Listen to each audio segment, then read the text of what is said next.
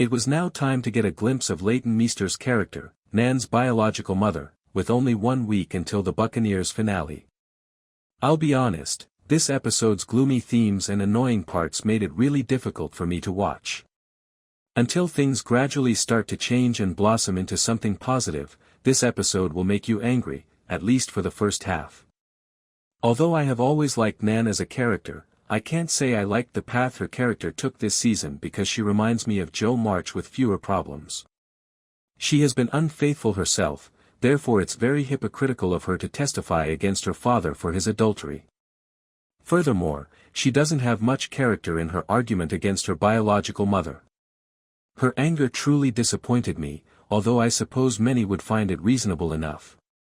However, those issues were handled far more quickly than I had anticipated, so I suppose that's a plus. Without further ado, let's dive right into Season 2 Episode 7. Conchita is making every effort to maintain her composure for herself and Minnie. It's clear that she finds it difficult to meet Jinny's gaze.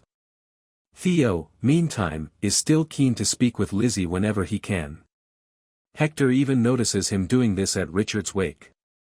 I sincerely hope Hector stays a decent man and respects Lizzie's dignity, but I have no idea what he will do in light of this revelation.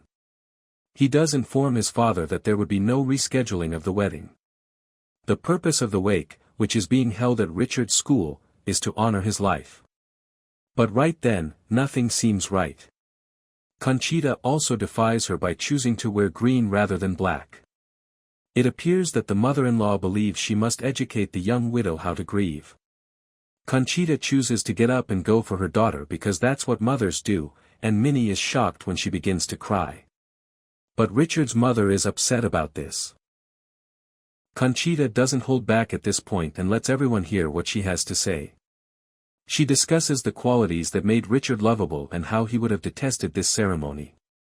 More than any stone that is placed on the wall, she reminds everyone that their daughter is Richard's memorial.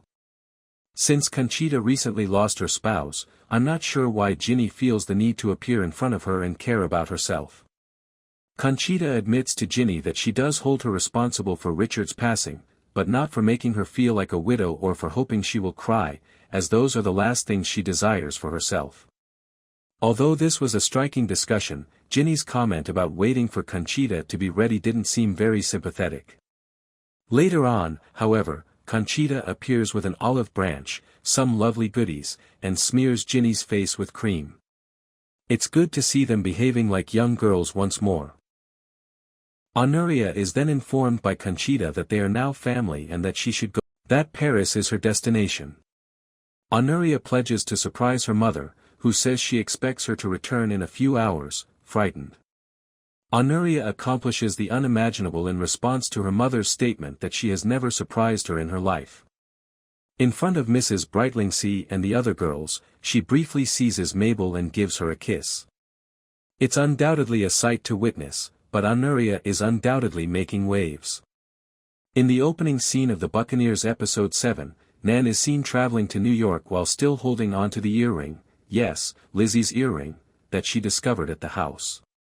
However, the divorce of her parents is currently a far more significant issue. To be honest, the problems seem to go on forever, but at least Jinny is now secure and content.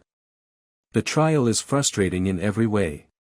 Tracy's lawyer is the type of man who thinks women are an inferior race and should not have any rights, even though we already know that what Patty says is completely correct. I have no idea how I was able to endure any of this, but Patty's situation does not appear to be improving throughout the first part of the show. Everyone is watching the English Duchess as she shows up to support her mother, and Nan also turns up. When he makes Patty discuss the details of their marriage in court, everything gets worse. How can a woman have expectations and desires? I don't get it. Isn't it a positive thing if she's attempting to keep her spouse at home? Judge for yourself, Mr. Lawyer.